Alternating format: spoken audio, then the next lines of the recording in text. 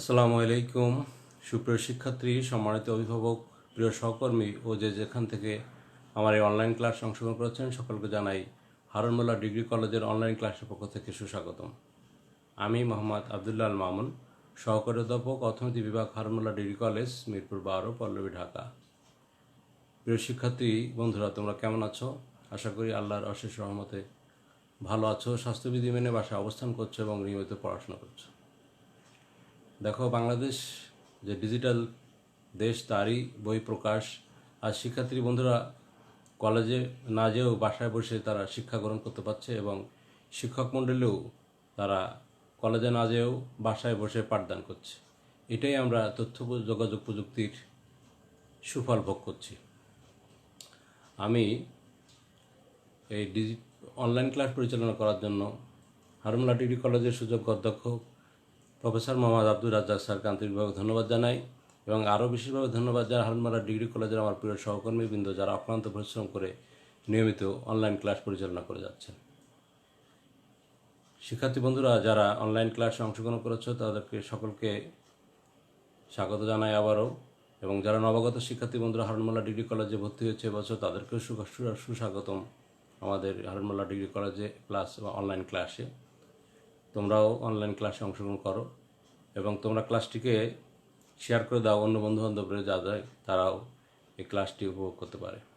চলে যায় শিক্ষার্থী বন্ধুরা, আজকের পাঠদান শুরু করি। আজকে আমি আলোচনা করব একাদশ দ্বাদশ শ্রেণী অর্থনীতি প্রথম পত্রের প্রথম অধ্যায়ের মৌলিক অর্থনৈতিক সমস্যা এবং এর সমাধানের সৃজনশীল প্রশ্ন, বোর্ডের প্রশ্ন ও তার উত্তর। এই অধ্যায়ের আমার 7টি ভিডিও অলরেডি ক্লাস করা আছে। তোমরা যারা আগে ক্লাসটা করনি, আমাদের ফেসবুক পেজে এই ক্লাসগুলো দেওয়া আছে, এগুলো ক্লাসগুলো দেখে নিও, তাহলে তোমরা এই বিষয় সম্পর্কে বিস্তারিত ধারণা লাভ করতে পারবে। আজকে আমরা এই বিষয়ের উপরে সৃজনশীল প্রশ্ন দেখব এবং তার সমাধান করার চেষ্টা করব এবং এগুলো বোঝার চেষ্টা করব। চলা যায় শিক্ষার্থী বন্ধুরা, আমরা প্রথমে সৃজনশীল কোশ্চেন মাল্টিমিডিয়ার মাধ্যমে একটু দেখে আসি।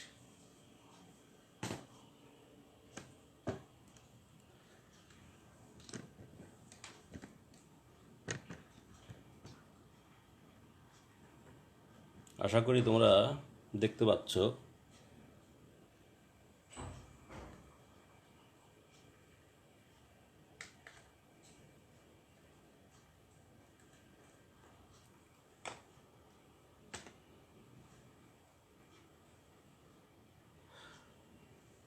হারুন মোল্লা ডিগ্রি কলেজের অনলাইন ক্লাসে সুস্বাগতম।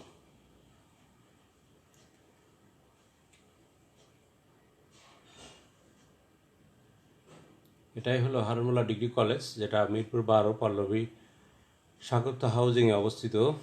কলেজটি 2004 সালে প্রতিষ্ঠিত। কলেজটি 8ম তলা বিশিষ্ট স্থায়ী ক্যাম্পাস, 2 বিঘা জায়গার উপর স্থাপিত। আমার শিক্ষক পরিচিতি: আমি মোহাম্মদ আবদুল্লাহ আল মামুন, সহকারী অধ্যাপক, অর্থনীতি বিভাগ, Harun Molla degree college, Mirpur 12, Swagata housing, Pallabi, Dhaka 1216। আমার এখানে মোবাইল নাম্বার দেওয়া আছে, আমার একটি ছবি সংযোজন করা আছে। এটা আমার শিক্ষক পরিচিতি। এরপরে চলা যায় শিক্ষার্থী বন্ধুরা আজকের পাঠ পরিচিতি।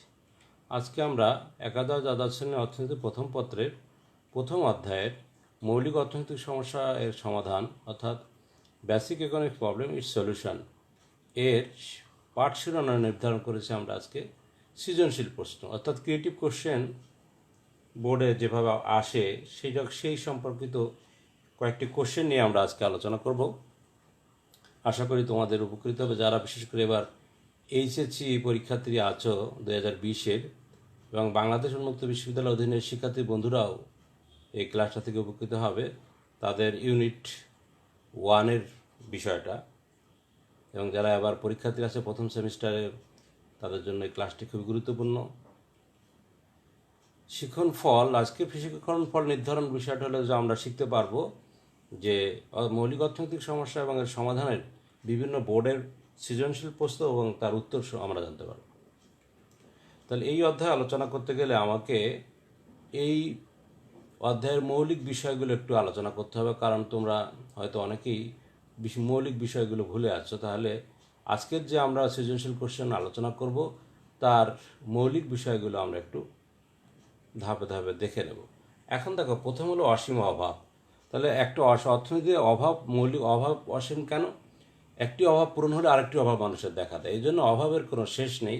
এই কারণে অর্থনীতিতে অভাবকে অসীম বলা হচ্ছে। তোমার একটি অভাব পূরণ হলে দেখবে যে আরেকটি অভাব তোমার সামনে চলে আসবে, অর্থাৎ অভাবের কোনো শেষ নেই। তোমার যদি ঘরে একটা টেলিভিশন আসে, তখন আরেকটা চিন্তা করবা যে একটা এখন ফ্রিজ দরকার, এসি দরকার, এইভাবে ননস্টপ তোমাকে অভাব চলতেই থাকে। এই জন্য অসীম অভাব বিষয়টাকে আমরা বুঝতে পারলাম। এরপরে দেখো দুষ্প্রাপ্যতা। অর্থনীতির দুষ্প্রাপ্যতা বলতে সম্পদের স্বল্পতাকে বোঝায়। শিক্ষার্থী বন্ধুরা, যারা আগে আমরা এই অধ্যায়ের ক্লাসগুলো করি নাই, তারা এখান থেকে মৌলিক বিষয়গুলো সম্পর্কে ধারণা লাভ করতে পারবে। তোমরা খাতা কলম নিয়ে বসে পড়ো এবং এগুলো নোট করে ফেলো, এগুলো তোমাদের বিশেষভাবে উপকৃত হবে। তাহলে দুষ্প্রাপ্যতা বলতে কি বুঝি? অর্থনীতির ভাষায় দুষ্প্রাপ্যতা বলতে সম্পদের স্বল্পতাকে বুঝি। যে একদিকে অভাব অসীম কিন্তু সম্পদ সীমিত, এই যে সীমিত সম্পদ বা অভাবের তুলনায় যে সম্পদ যে অল্প, এই বিষয়টাকে বলা হচ্ছে সম্পদের দুষ্প্রাপ্যতা বা অর্থনীতির ভাষায় দুষ্প্রাপ্যতা বা সম্পদের স্বল্পতা। এরপর আসো অর্থনীতি নির্বাচন। নির্বাচন বলতে আমরা সাধারণত পছন্দ করা বুঝি। অর্থনীতির ভাষায় নির্বাচন বলতে কি, অনেকগুলো অভাবের মধ্যে থেকে গুরুত্বপূর্ণ অভাব বাছাই করাকে বলা হয় অর্থনীতির নির্বাচন। অর্থাৎ তোমার অনেক অভাব আছে কিন্তু সম্পদ সীমিত, সব অভাব তুমি একসাথে পূরণ করতে পারবে না। তাহলে তুমি কি করবে? যে অভাব পূরণ করতে গেলে তোমাকে প্রথমে কি করতে হবে? গুরুত্বপূর্ণ অভাবগুলোকে আগে সামনে নিয়ে আসতে হবে, অর্থাৎ পছন্দ বাছাই করতে হবে। তাহলে অর্থনীতির ভাষায় অর্থনীতিতে নির্বাচন বলতে আমরা বুঝি পছন্দ করা বা অভাবের গুরুত্ব অনুসারে পছন্দ বা নির্বাচন করা। এরপর আমরা আসি উৎপাদন সম্ভাবনা রেখা। Very very important. সাধারণত এখানেতে এই অধ্যায় থেকে দুইটা বিষয় থেকে কোশ্চেন আসে, একটা হলো উৎপাদন সম্ভাবনা রেখার বিষয় থেকে, আর একটা হলো অর্থ ব্যবস্থা থেকে। আজকে আমরা মূলত আলোচনা করব উৎপাদন সম্ভাবনা রেখার বিষয় থেকে। তাহলে উৎপাদন সম্ভাবনা রেখার বিভিন্ন বিন্দুতে দুই বা ততোধিক সংমিশ্রণে চলতি প্রযুক্তি নির্দিষ্ট সম্পদের সাপেক্ষে উৎপাদনের সম্ভাব্যতা নির্দেশ করে, তাকে বলা উৎপাদন সম্ভাবনা রেখা। উৎপাদন সম্ভাবনা রেখার অপর নাম হলো কি? সম্পদের সীমারেখা। এটা একটু মাথায় রাখবে যে তোমার কাছে 1,000 টাকা আছে, এটাই কিন্তু তোমার সম্পদের সীমাবদ্ধতা। তোমার 5 বিঘা জায়গা আছে, এটাই হচ্ছে সম্পদের সীমাবদ্ধতা, বা এটাকে আমরা উৎপাদন সম্ভাবনা রেখার সাহায্যেই ব্যাখ্যা করি। তাহলে সম্পদের যে সীমিত বা সীমাবদ্ধতা আছে, সেই বিষয়টাকেই উৎপাদন সম্ভাবনা রেখা বলা হয়।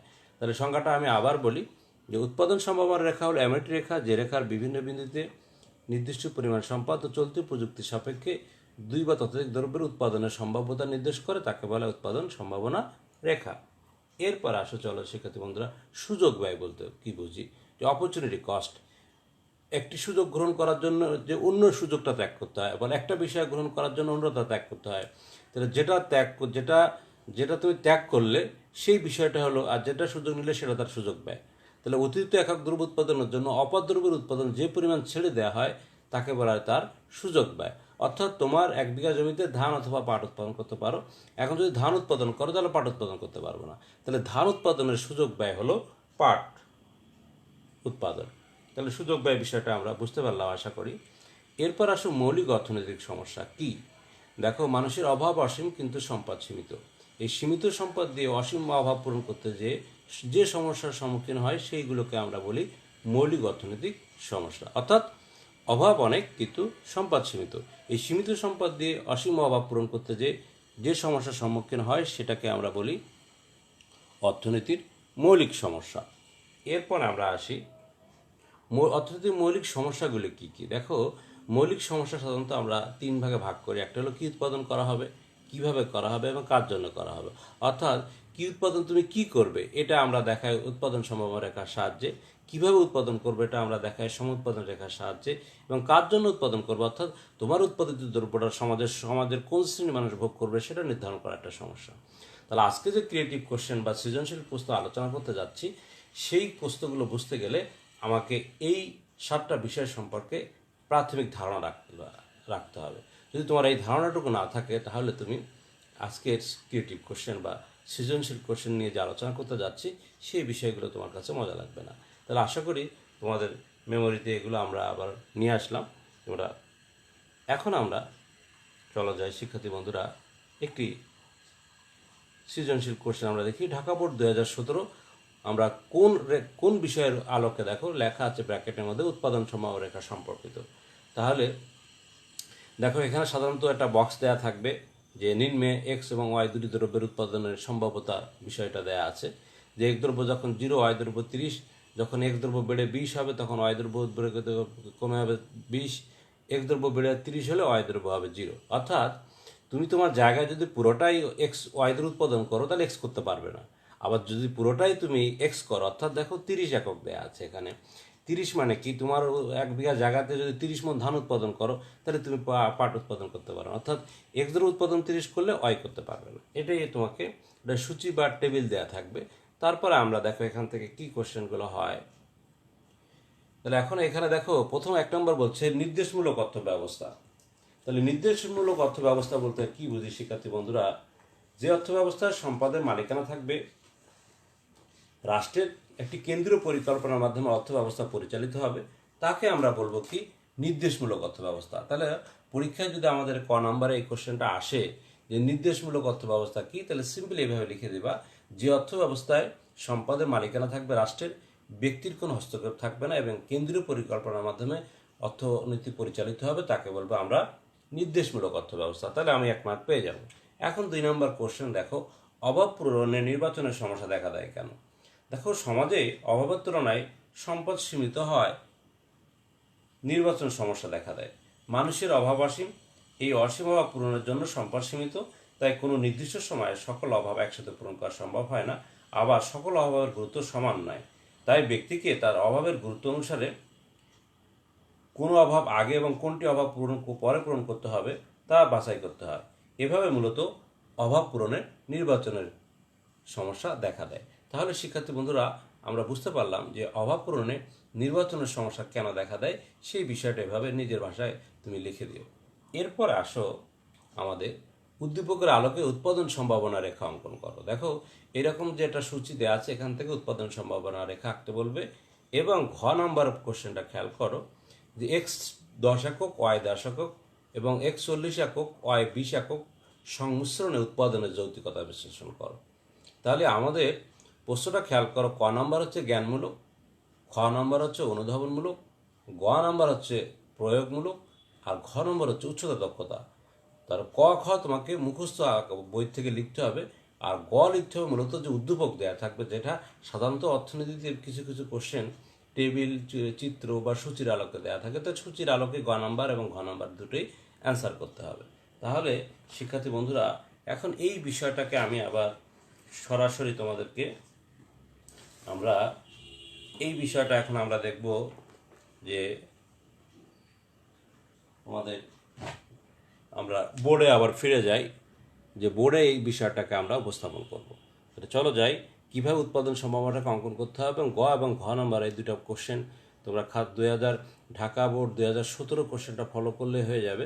এবং এই দুটো বিষয় তোমাদেরকে আমি প্র্যাকটিক্যাল দেখাবো, না হলে তোমরা বুঝতে পারবে না যে কিভাবে এটা অঙ্কন করা যায়। তাহলে চলো যাই শিক্ষার্থী বন্ধুরা, আমরা বিষয়টি একটু দেখি এখন আমরা বোর্ডে। তাহলে এই বিষয়টা আমরা মুছে ফেললাম। এখন আমরা দেখব যে ঢাকা বোর্ড 2017 গ নম্বরের বলছে উৎপাদন সম্ভাবনা রেখা অঙ্কন করো। তাহলে আমাদের এটা হচ্ছে ঢাকা বোর্ড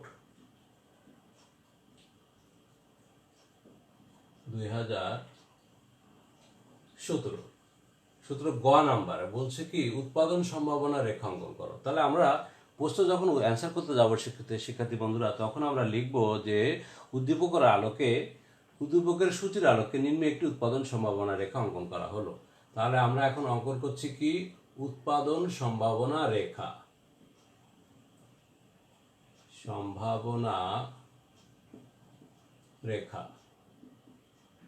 সূচির আলোকে। দেখো তাহলে উৎপাদন সম্ভাবনা রেখা অঙ্কন করছি, খেয়াল করো শিক্ষার্থী বন্ধুরা, এটা একবারে সোজা জিনিস। এই হলো তোমার সম্পদের সীমা রেখা, আমরা এই রেখাটাকেই বলি উৎপাদন সম্ভাবনা রেখা। তার মানে কি আমার যে 1 বিঘা জায়গা আছে সেই বাউন্ডারি দিয়ে দিলাম। তাহলে দুইটা দ্রব্য দেওয়া আছে, তোমার কোশ্চেন দেখো প্রথমে এখানে 0 দিবা, এই ভূমি অক্ষে এক্স দ্রব্য আর লম্ব অক্ষে আমরা দেখাবো ওয়াই দ্রব্য। শিক্ষার্থী বন্ধুরা ক্লিয়ার? তাহলে আমাদের চিত্রে অর্থনীতির চিত্র আঁকতে গেলে সবসময় দুটি অক্ষ থাকে, একটা হলো ভূমি অক্ষ মাটি বরাবর যেটা থাকে, আর লম্ব বরাবর যেটা থাকে সেটা লম্ব অক্ষ। তাহলে ভূমিতে তুমি কি দেখাচ্ছ সেটা লিখবা এক্স দ্রব্য, আর লম্ব অক্ষে তুমি নির্দেশ করছো ওয়াই দ্রব্য, এটা তুমি দেখাই দিবা। এরপরে আসো, দেখো আমরা কোশ্চেনে খেয়াল করব যেটার মান সবচেয়ে হাই দেয়া থাকবে। দেখো ওয়াই দ্রব্য 30 দেয়া আছে, তাহলে 30 একক ওয়াই দ্রব্য একবারে এটাকে তুমি উপরে বসাও। তারপরে কি ওয়াই দ্রব্য কমে হলো 20, তাহলে একটা দ্রব্যের উৎপাদন কম হলে আর একটা দ্রব্যের উৎপাদন বাড়বে, এটাই হচ্ছে নিয়ম। যখন তুমি পুরোটা ওয়াই দ্রব্য উৎপাদন করলে তখন কিন্তু এক দ্রব্য উৎপাদন 0, দেখো সূচিতে তাই দেয়া আছে। তাহলে ওয়াই দ্রব্য 30, তারপরে 20, তারপরে 0, তাহলে আমাদের ওয়াই দ্রব্য বসানো হয়ে গেল। এরপর এক্স দ্রব্য 0, এখানে বসাবো 20, তারপরে এখানে বসাবো 30, তারপরে আমরা একটা বিন্দু দিয়ে দেবো, এটা এ বিন্দু, এটা বি বিন্দু, এটা আমরা সি বিন্দু দিয়ে দেবো। তাহলে এটাকেই বলা হচ্ছে প্রোডাকশন পসিবিলিটি কার্ভ, পিপিসি, অর্থাৎ বাংলায় এটাকে বলা হয় উৎপাদন সম্ভাবনা রেখা। সম্ভাবনা রেখা। তাহলে আশা করি আজকে আমরা যে 3টা সৃজনশীল কোশ্চেন নিয়ে আলোচনা করব, এখান থেকে তোমার বোর্ড পরীক্ষায় কোশ্চেন আসার সম্ভাবনা অনেক বেশি। এই উৎপাদন সম্ভাবনা রেখা থেকে এই ছাড়া তেমন কিছু কোশ্চেন হওয়ার সম্ভাবনা খুব কম। তাহলে কোশ্চেনের প্যাটার্ন অনুসারে আমরা 3টা কোশ্চেন নিয়ে আলোচনা করব। তাহলে এখানে ঢাকা বোর্ড 2017 গ নাম্বার উৎপাদন সম্ভাবনা রেখা অঙ্কন করে দিলাম। জাস্ট এই রেখাটুকু অঙ্কন করলেই তুমি 3 মার্ক পেয়ে যাবে। তাহলে একবারে সোজা কাজ, এটা হচ্ছে সম্পাদের সীমা রেখা। আর খেয়াল রাখতে হবে উৎপাদন সম্ভাবনা রেখার উপরস্থ বিন্দুতে একজন উৎপাদনকারীর তার উপযোগ সর্বোচ্চ, অভাব সবসময় কি সবচেয়ে অভাব বেশি মোচন হবে। ভিতরে করলে অদক্ষ ব্যবহার হবে, বাইরে করা যাবে না। কারণ তোমার কাছে তোমার এই 1 বিঘা জায়গার মধ্যেই তুমি উৎপাদন করতে পারবা, এর ভিতরে তুমি 10 শতক জায়গা উৎপাদন করতে পারো, কিন্তু এখানে উৎপাদন করতে পারবে না, এটা অন্যের জমি। তাহলে ভিতরে উৎপাদন যদি করো তাহলে অদক্ষ ব্যবহার হবে সম্পদের, আর বাইরে করলে কি হবে, সম্পদের ওখানে অর্জনযোগ্য হবে, তার মানে ওটা অর্জন করা যাবে না। এই দুটো বিষয় মাথায় রাখতে হবে। তাহলে গ নম্বরের বিষয়টা আমাদের ক্লিয়ার হয়ে গেল যে উৎপাদন সম্ভাবনা রেখা কিভাবে অঙ্কন করা যায়, সেই বিষয়টা শিক্ষার্থী বন্ধুরা আমরা বুঝতে পারলাম। তাহলে তোমরা এটা ভালো করে খেয়াল করো। এরপরে আমরা যাব ঘ নম্বর। বলছে কি x 10 একক, y 10 একক এবং x 40 একক, y 20 একক সংমিশ্রণ উৎপাদনের যৌক্তিকতা বিশ্লেষণ করো। এখন ঢাকা বোর্ড 2017 আমরা উচ্চতর দক্ষতার ক্ষেত্রে অর্থাৎ তুমি যে উৎপাদন সম্ভাবনা রেখা সম্পর্কে জ্ঞান লাভ করলে, এই জ্ঞানটা বাস্তবে যদি প্রয়োগ করতে চাও তাহলে তোমাকে দেখো ওখানে একটা ঘুরাই দিল, যে উৎপাদন চেঞ্জ করে দিল।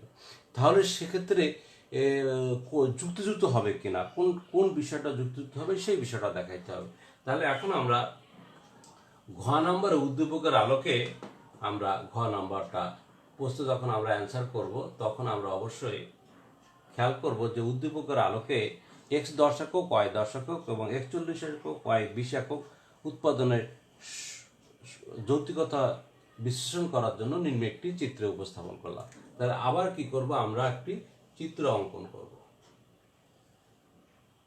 দেখো আমরা আবার তুমি এটা এই উৎপাদন সম্ভাবনা রেখা আবার অঙ্কন করবা।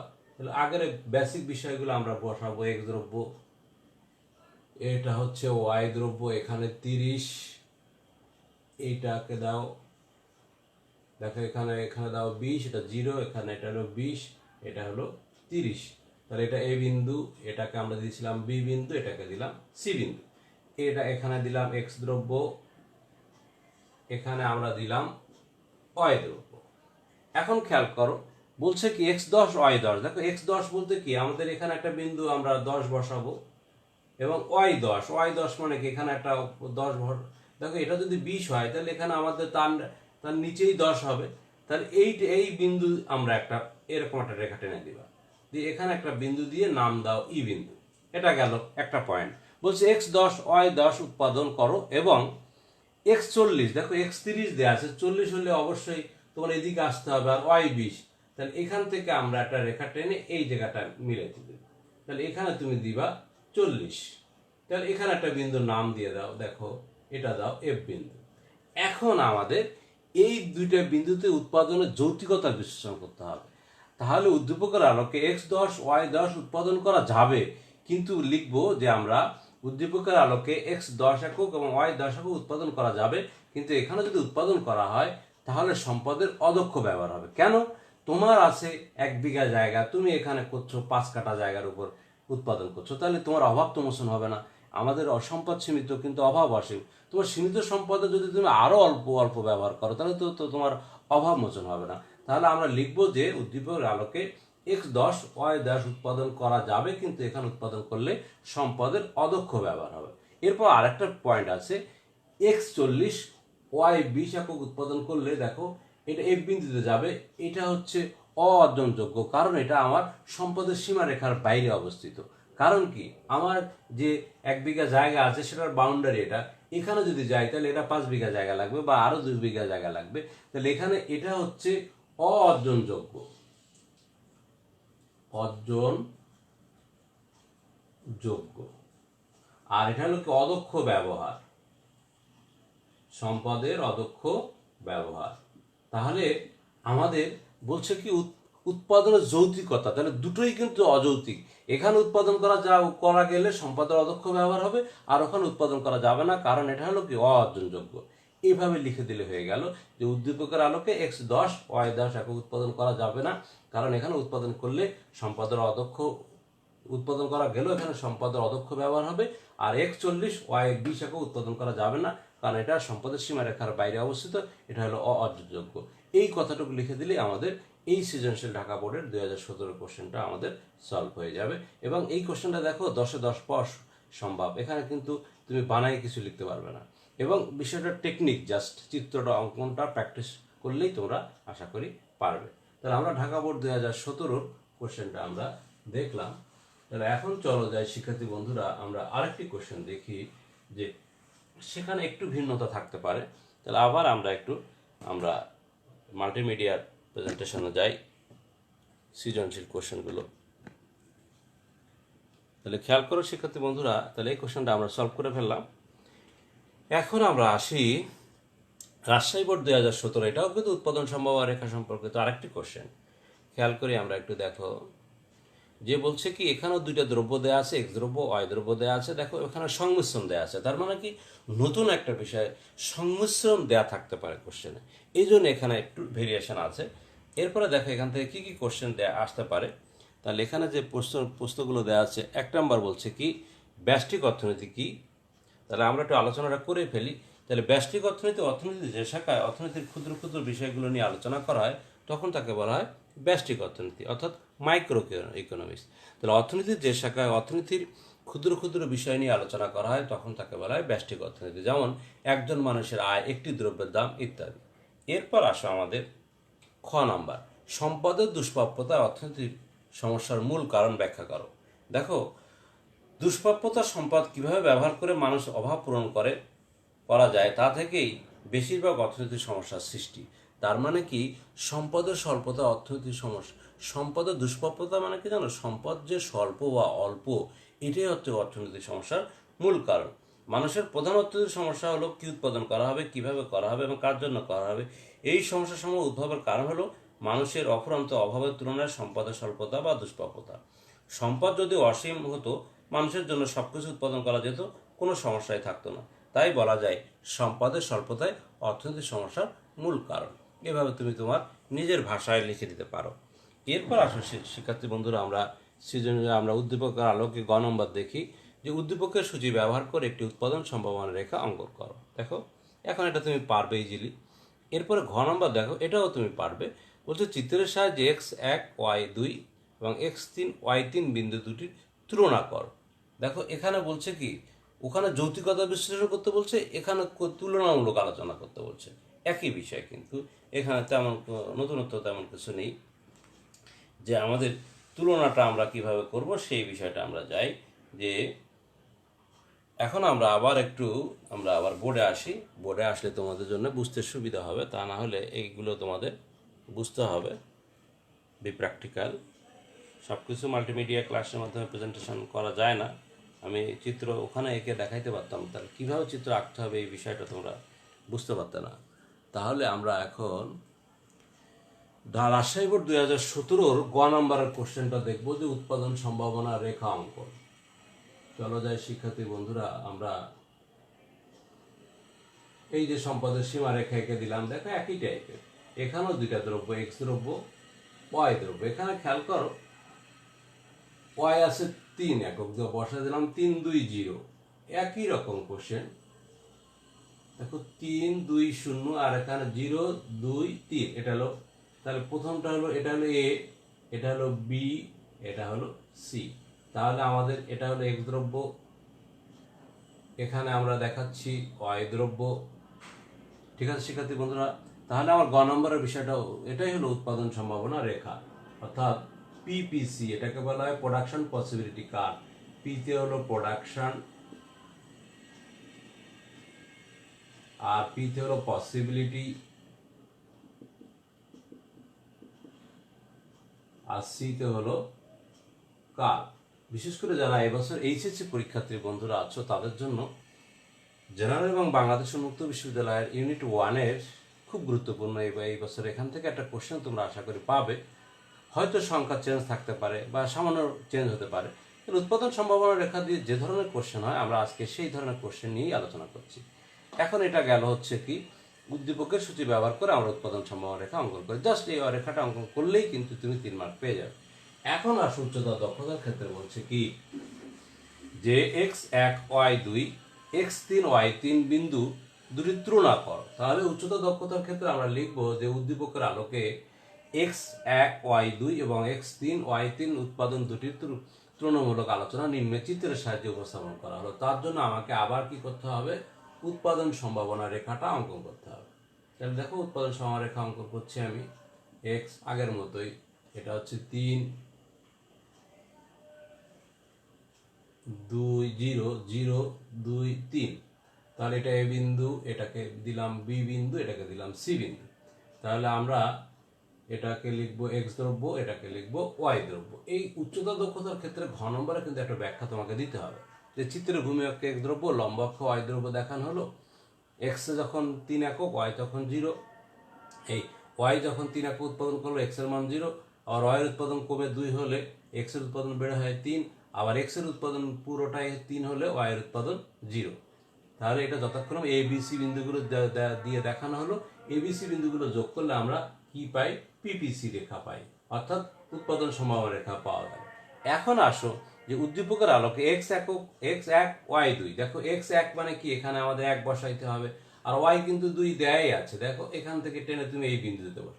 তাহলে এখানে একটা বিন্দু পেয়ে গেলাম, এই বিন্দুটার নাম তুমি ই বিন্দু দিয়ে দাও। দেখো ওই সেই অদক্ষ ব্যবহারের বিষয়টা চলে আসছে। এরপরে বলছে কি x3 y3, খেয়াল করো x3 y3 করতে গেলে আমাদের কি করতে হবে, আমাদের কিন্তু এইখানে আসতে হবে, এটাই দেখো, এটাই সেই এফ বিন্দু। তাহলে এখানে দেখো একটু আমরা ভেরিয়েশন পাচ্ছি, সেই বিষয়টার জন্য আমার এই কোশ্চেনটা উপস্থাপন করা, যে দেখো তাহলে উদ্দীপকের আলোকে x1 y2 উৎপাদন করা যাবে, কারণ এখানে উৎপাদন করলে সম্পদে অদক্ষ ব্যবহার হবে, তাহলে এখানে উৎপাদন করা একজন উৎপাদনকারী যুক্ত হবে না। আর x3 y3 উৎপাদন করলে, যেটা এফ বিন্দু দ্বারা নির্দেশ করা হলো, এখানে উৎপাদন করা যাবে না, কারণ এখানে এটা হলো অর্জনযোগ্য, কারণ একসাথে তুমি দুইটা দ্রব্য উৎপাদন করতে গেলে তোমার সম্পদের সীমারেখার বাইরে অবস্থান করছি।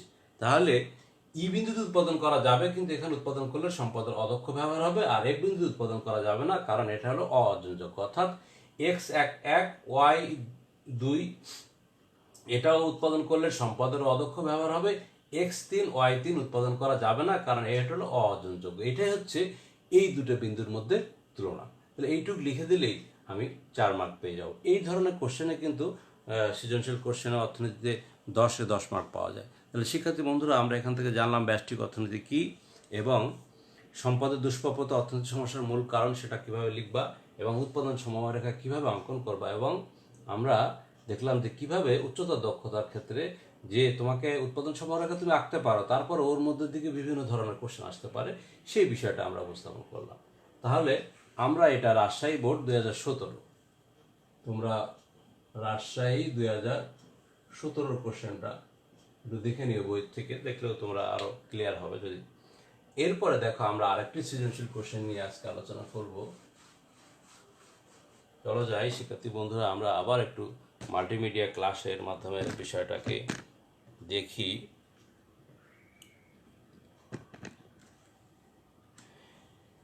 স্যার এটা কোশ্চেন সলভ হলো। এখন আমরা আসি, দেখো এটা হচ্ছে ঢাকা বোর্ড 2018, এটাও ভেরি ভেরি ইম্পর্টেন্ট। এই বছর পরীক্ষা সাধারণত এই চিত্র দিয়ে কোশ্চেনটা আবার অনেক সময় চিত্রে অঙ্কন করা থাকতে পারে।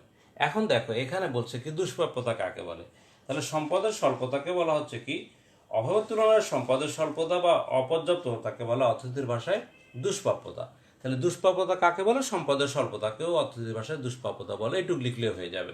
অথবা যদি তুমি আরো সুন্দর করে লিখতে চাও তো অভাবের তুলনায় সম্পদের স্বল্পতা বা অপর্যাপ্ততাকে অর্থনীতিতে দুষ্প্রাপ্যতা বলে। এরপর আসো শিক্ষার্থী বন্ধুরা, মিশ্র অর্থব্যবস্থার মূল্য কিভাবে নির্ধারিত? দেখো মিশ্র অর্থব্যবস্থা কাকে বলে? যে অর্থব্যবস্থায় একদিকে ধনতন্ত্র এবং আরেকদিকে সমাজতন্ত্র, অর্থাৎ সরকারি বেসরকারি পাশাপাশি অবস্থান করে, সেই ধরনের অর্থব্যবস্থাকে বলা হচ্ছে কি মিশ্র অর্থব্যবস্থা।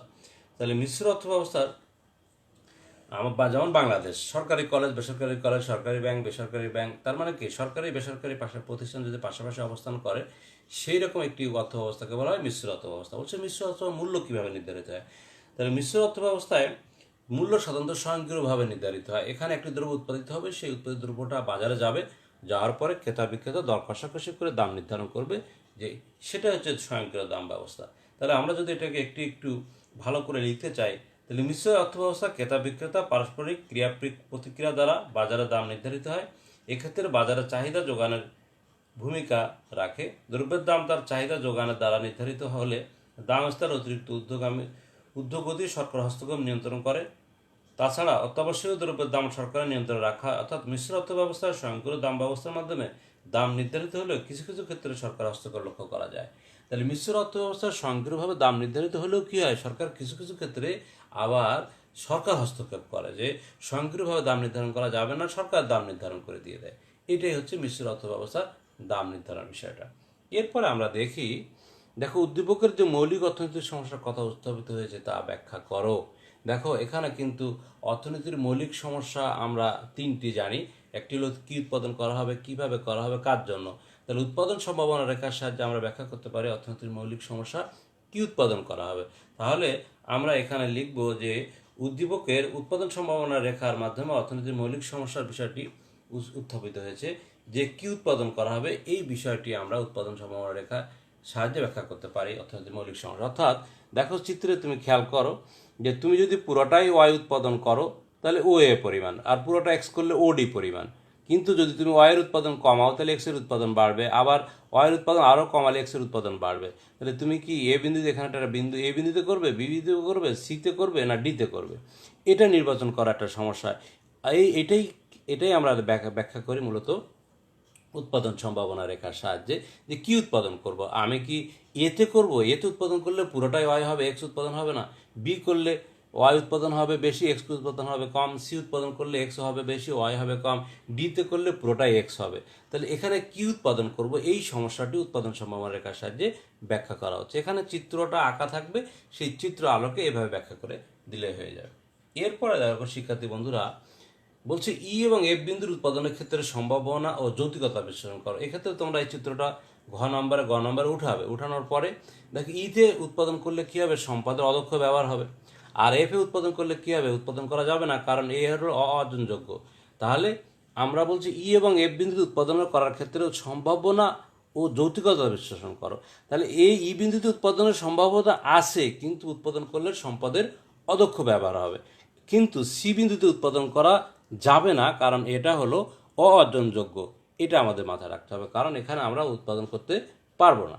তাহলে এই বিষয়টাকে আমরা দেখো যদি চিত্রের মাধ্যমে উপস্থাপন করতে চাই, এটা হচ্ছে ঢাকা বোর্ড 2018। তাহলে আমরা এভাবে, তোমরা এই পরীক্ষায় কিন্তু এটা চিত্র দেওয়া থাকলেও আমরা যখন অ্যান্সার করব তখন আমাদের কি করতে হবে, যে এই বিষয়টাকে আবার চিত্রে উপস্থাপন করতে হবে। এখন দেখো গ নম্বরে আমরা চিত্রটা আবার একটু এঁকে দেবো। আমরা এঁকে নিলে ব্যাখ্যাটা করতে তোমাদের জন্য সুবিধা হবে।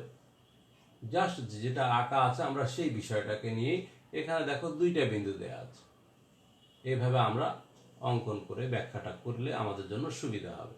তাহলে এটা এ বিন্দু, এটা বি বিন্দু, এটা সি, এটা হচ্ছে ডি। এটা হলো y1, এটা হচ্ছে y2, এটা হলো x1, এটা হলো x2। তাহলে এখানে হচ্ছে x দ্রব্য, এটা হচ্ছে তোমার y দ্রব্য। ঠিক আছে শিক্ষার্থী বন্ধুরা, এখন এখানে আমরা দেখাচ্ছি কি অর্থনীতির মৌলিক সমস্যা হলো কি উৎপাদন করা হবে। দেখো এতে উৎপাদন করব, বিতে করব না সিতে করব না ডিতে উৎপাদন করব, এটা নির্বাচন করা একটা অর্থনৈতিক সমস্যা। এই সমস্যাটা ব্যাখ্যা করে আমরা উৎপাদন সম্ভাবনা রেখার সাহায্যে সম্ভাবনা রেখা সাহায্যে তাহলে এটা কি কি উৎপাদন করা হবে, কি উৎপাদন করা হবে, এই বিষয়টি আমরা উপস্থাপন করছি কি উৎপাদন সম্ভাবনা। অর্থাৎ কি উৎপাদন করবো, আমি কি শুধু এক্স করবো না শুধু ওয়াই করবো, নাহলে ওয়াই বেশি করবো না এক্স কম করবো, এক্স বেশি করবো না ওয়াই কম করবো, এটা নানামুখী। দেখো এখানেও তুমি উৎপাদন করতে পারো, এখানেও করতে পারো, এখানেও করতে পারো, এখানেও করতে পারো। তো এটা নির্বাচন করা একটা সমস্যা, এটা আমরা উৎপাদন সম্ভাবনার সাহায্যে ব্যাখ্যা করি। এরপর ঘ নাম্বার বলছে, দেখো এখানে বলছে ই বিন্দু আর এখানে একটা বিন্দু দেওয়া আছে এফ বিন্দু। তাহলে